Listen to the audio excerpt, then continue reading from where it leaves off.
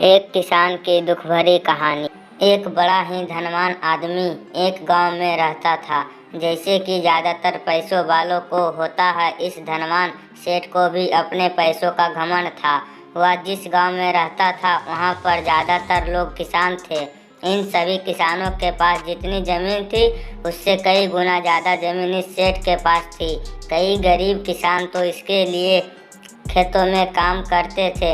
इसी गांव में मोहन नाम का एक बड़ा ही मेहनती और सच्चा किसान रहा करता था। मोहन का परिवार थोड़ा बड़ा था।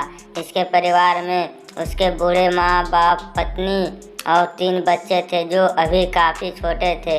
मोहन के पास ज़्यादा ज़मीन नहीं थी, लेकिन जितनी भी थी उसमें वह बड़ी मेहनत करता और अपने परिवार का पेट पालने लायक अनाज उगा लेता था। बाकी के किसान भी यह देखकर हैरान रह जाते कि कोई कैसे इतनी सी जमीन में इतना ज़्यादा फसल उगा सकता है। एक वर्ष उस गांव में काफ़ी ज़्यादा बारिश हुई, जिसके चलते कई किसानों की फसलें बर्बाद हो गई, जिनमें से एक मोहन भी था। अब मोहन धर्म संकट में पड़ गया, क्योंकि उसके परिवार में इसके अलावा कोई कमाने वाला नहीं था। अपने परिवार को भूखा मरते हुए वो देख नहीं सकता था।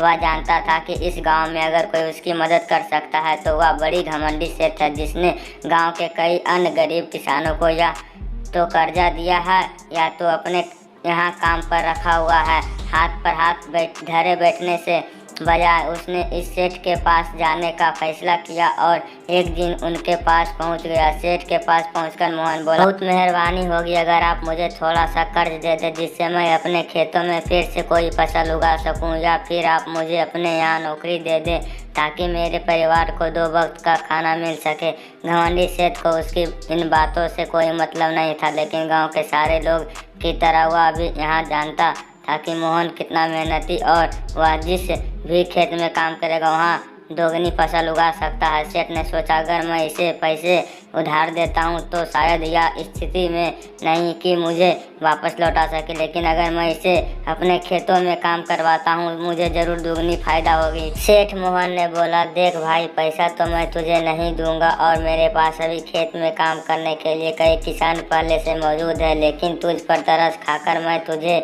अपने खेतों में नौकरी देता हूँ। मैं तुझे इसके लिए ज़्यादा पैसा नहीं दूंगा, बाकी किसान को 300 देता हूँ, मैं तुझे 200 दे पाऊंगा। एक बार सेठ को यह विचार भी आया कि इतना मेहनती आदमी शायद उसे दोबारा ना मिले, लेकिन फिर उसने सोचा कि जब अगले साल काम आएगा तब उसे फिर से नौकरी पर रख लेंगे। आखिर इस गांव में उसके अलावा है ही कौन जिसके आगे ये लोग अपने। Thanks for watching, subscribe my channel.